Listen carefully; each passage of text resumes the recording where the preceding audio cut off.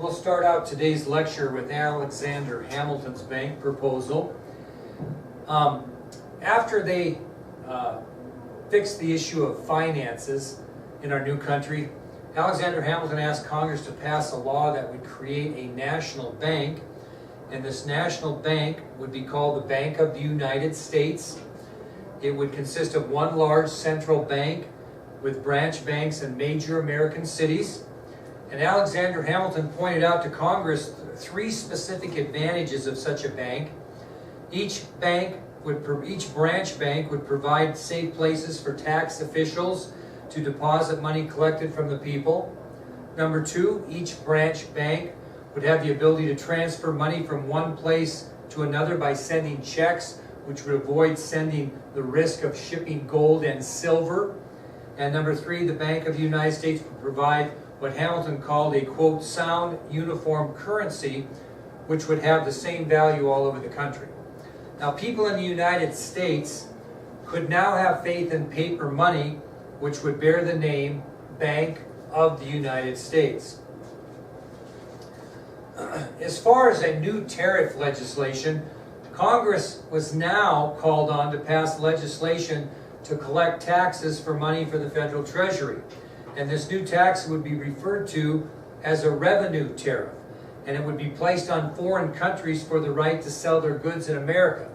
Because of that, you could also look at it as a protective tariff, as it would help protect American manufacturers, as the British may not be able to afford the new tax. Well, the next thing Hamilton urged Congress to do was levy a tax on distilled liquors. All liquor distillers would have to pay this tax on every gallon of liquor they produced or sold. And Congress did pass this new tax into law, and it caused a ton of controversy, especially on the American frontier. Most of the crops used for distilled liquors in the United States were grown on frontier farms. And because it could be difficult to transport their crops to market, many farmers simply grew corn for liquor and forgot the other crops. They built their own stills, they converted their corn into whiskey.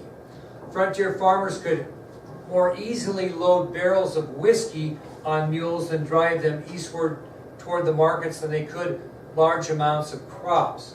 And since this whiskey was a major source of income for frontier farmers, they did not want to part with some of their profits on taxes. As a result, these farmers on the frontier simply refused to pay their tax on whiskey to the government. Well, when federal marshals were sent in to try to enforce the new tax law, the armed groups of farmers simply drove them away. Well, this rebellion by frontier farmers against the new government became known in history as the Whiskey Rebellion.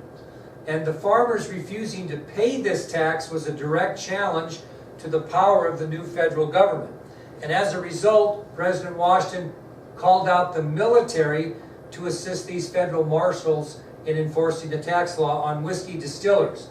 So President Washington sent approximately 15,000 soldiers to the frontier, and because of the presence of the military, the rebellion ended soon afterwards. So the most important thing about the Whiskey Rebellion was that our newly formed federal government had demonstrated its strength.